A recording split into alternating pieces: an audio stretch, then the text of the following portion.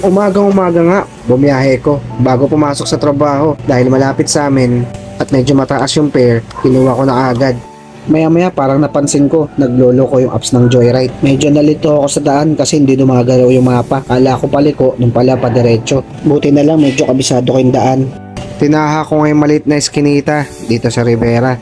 Buti na lang agad lumabas si ma'am. Kala ko banda dun pa kasi dead end. Kasi hindi pa siya gumagalaw. Oo nga eh. Nag-aangkin yung ano ko.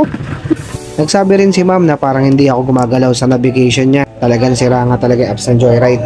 Inabot ko na yung helmet sa by request na kailangan niya ng hair cap. Medyo gumilid muna ako kasi dadaan si Manong tricycle. Kinakabahan nga siya, kala niya masasagi yung motor ko. Kinuha ko na yung hairnet para ibigay kay ma'am. Sabi ko dito may bayad yan, 5 piso. Pero joke lang. Kinuha ko na yung helmet para masuot niya at tinago ko yung hair cap. Maya maya lang, paalam na ako kay ma'am. Nare-restart ko lang yung cellphone ko dahil